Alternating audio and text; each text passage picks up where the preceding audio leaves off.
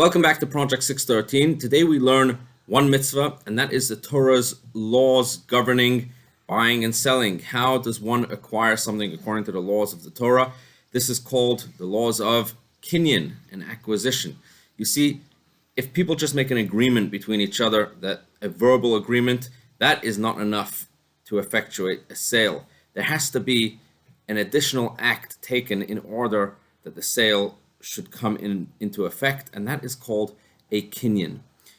And today's mitzvah governs all of the laws of the different type of kinyanim, the different way of effectuating a sale, and of course there will be a difference between movable objects and non-movable objects like property. So today specifically we will learn about the Torah's methods of a kinyan when it comes to movables, and tomorrow we will move on to non-movable property.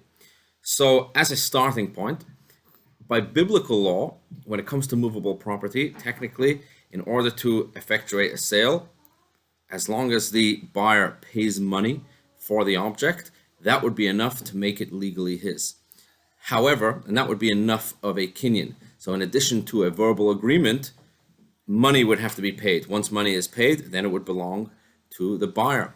However, in order to protect buyers from the seller's negligence, our sages enacted that it wouldn't be enough for the buyer to pay money, but in order for it to be considered legally the buyer's, a kinyan, a different type of kinyan has to be made where the buyer actually moves the object, either pulls it, picks it up, or moves it and eventually moves it into his own property. But the idea is that he begins the process, at least, of moving it into his own property. The reason for this, as mentioned, is in order to protect the buyer, because say for example, let's say I only paid money and the item still remained in the seller's property, then once the seller thinks it's not his anymore because the money was already paid for, let's say a fire would break out or there would be a theft, the seller may not care enough to take care of the item, to protect it, and therefore the buyer would end up losing out. And for this reason, our sages said that money isn't enough. Instead, there needs to be, in addition to payment of money, there needs to be this kinyan, which involves moving the item, picking up the item, and so on.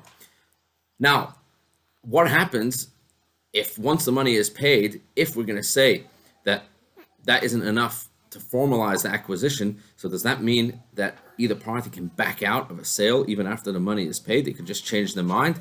How would we deal with that problem?